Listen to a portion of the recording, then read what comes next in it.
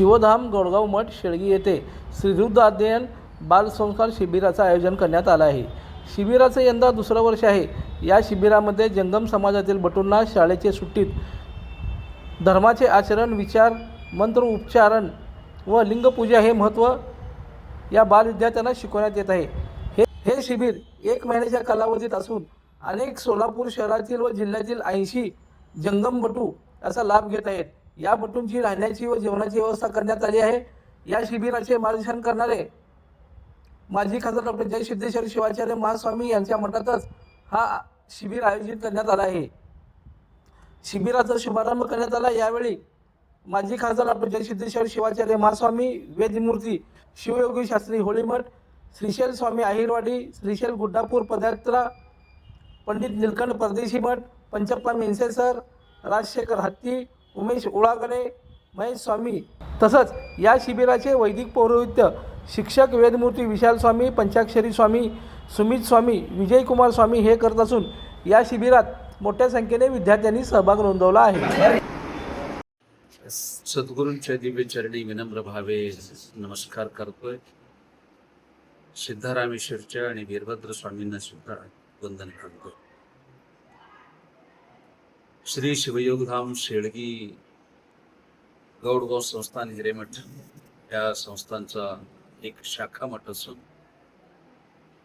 या शाखा मठात ग्रीष्मावकालीन आजपासून वैदिक पाठशाळा प्रारंभ होतो आहे। अत्यंत सुंदररित्या नियोजन झालेलं आहे। श्री शिवयोगधाम सेवा समितीचे सर्व पदाधिकारी या नियोजनामध्ये आपल्याला संपूर्णरित्या योग्यरित्या व्यवस्था करून देणार आहेत।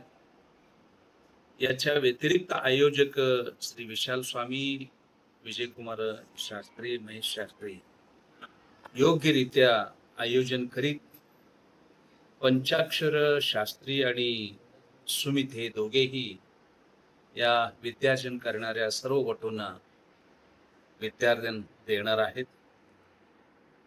माझ्या मते आता सध्या 51 विद्यार्थी या शिबिरामध्ये प्रवेश घेतले आहेत। अजूनही सुद्धा प्रवेश घेतील अशी आशा आहे। जर कोणालाही सुद्धा प्रवेश घ्यायची इच्छा असेल ते पाल्य शिवयोगधाम सेवा समिती किंवा आपले पंचाक्षरी स्वामींना किंवा विजू शास्त्रींना आपण संपर्क साधून या शिबिरामध्ये आपल्या पाल्यांना आपण प्रवेश करून घ्यावे असे आवाहन करतो। आणि समस्त भक्त संकुलनाही सुद्धा मी आवाहन करू इच्छितो की याचा यथायोग्य आपण सर्वजण लाभ घ्यावा असे आवाहन करतो। लाईक करा, कमेंट करा आणि हो सबस्क्राईब करायला विसरू नका।